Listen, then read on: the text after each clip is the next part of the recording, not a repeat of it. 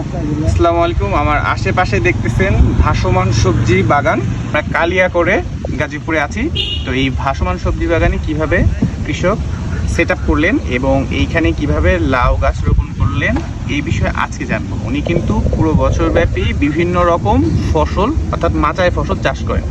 এইখানে যে পানি দেখতেছেন এইটা 6 মাস এরকম পরিপূর্ণ থাকে, আবার অনেক সময় পানি নিচে নেমে যায়। অর্থাৎ যখন শীতকাল চলে আসবে তখন পানির লেয়ারটা নিচের দিকে চলে যাবে। যখন পানির লেয়ার নিচের দিকে চলে যাবে তখন এই মাছাগুলোর অবস্থা কেমন হবে বলেন তো? এগুলো কিন্তু আলটিমেটলি নিচের দিকে চলে যাবে। এই জমিতে এই যে বাঁশের যে সেট আপগুলো দেখতেছেন এটা সম্পূর্ণ বছরই থাকে, এখান থেকে আর তোলা হয় না। অর্থাৎ উনি সারা বছর এখানে সবজি ক্ষেত করেন, বিভিন্ন রকম মাচায় সবজি চাষ করেন। তো চলুন দেখে আসি কিভাবে এটা করা হয়।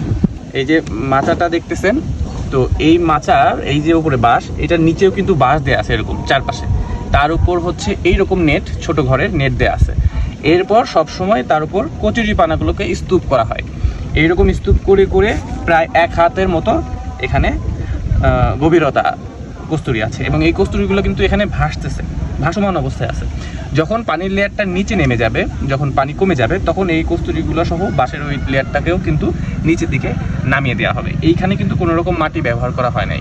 এখানে মাটি ব্যবহার করলে কি হবে? মাটি ব্যবহার করলে মাটির ভার বা ওজন অনেক বেশি হবে, যার ফলে সেটা নিচের দিকে দেবে যাবে।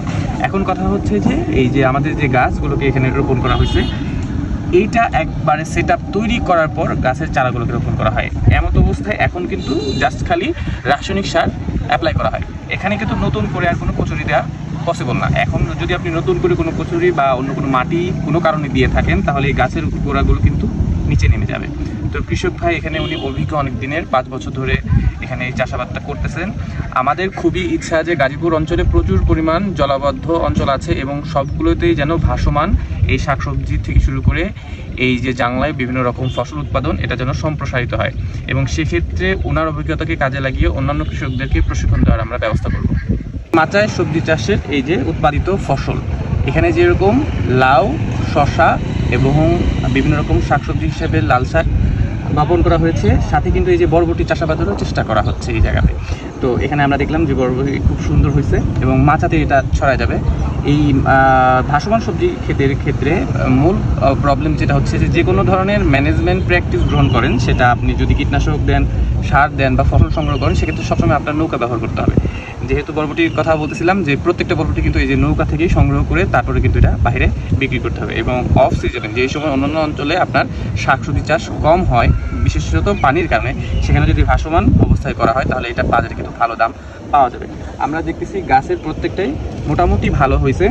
যদিও কৃষক ভাই বলতেছিলেন যে এই সময়ে প্রচুর পরিমাণ বৃষ্টিপাত হয়েছিল, যার ফলে এই যে বেডটা এটা একটু দেবে গেছে এবং এটা পানির খুব কাছাকাছি হয়ে গেছে, যার ফলে গাছের গ্রোথটা একটু কম।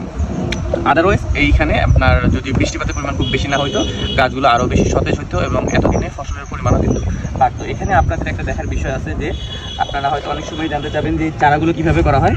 এই প্রত্যেকটা চারা কিন্তু বাসা থেকে করে নিয়ে আসা হয়। লাউ, আপনার জালি অথবা হচ্ছে আপনার শসা বা বরবটি, প্রত্যেকটা ক্ষেত্রে আপনার চারাগুলোকে এখানে আপনার আগে থেকেই নিয়ে এসে তৈরি করা হয়। এবং চারাগুলো হচ্ছে আপনার এই যে এখানে অলরেডি যে লাউয়ের চারা আছে, দেখেন তো এটা, এই যে লাউয়ের চারা আছে, এইটাও কিন্তু চারাগুলোকে কিন্তু আসলে আমি যদি দেখাই, এই যে দেখেন এই লাউয়ের চারাগুলোকে কিন্তু বাসায় তৈরি করে নিয়ে আসা হয়েছে এবং এগুলো কচুরির উপরেই কিন্তু চারাগুলো করা, মাটিতে করে না এখানে। অর্থাৎ সম্পূর্ণ সব অংশ এখানে গাছটা গ্রো করতেছে হচ্ছে আপনার কচুরির উপরে, এবং হচ্ছে এই যে চারাটা সংগ্রহ করা এটাও কিন্তু বাড়িতে এরকম পেঁচানো অবস্থায় এখানে বীজ থেকে চারা গজাবে এবং সেটা পরবর্তীতে এখানে নিয়ে আসা হয়। এখানে কি কোনো অর্গানিক ম্যাটার দেন, যেমন গরুর গোবর, ভার্মি কম্পোস্ট বা কোনো কিছু দেন?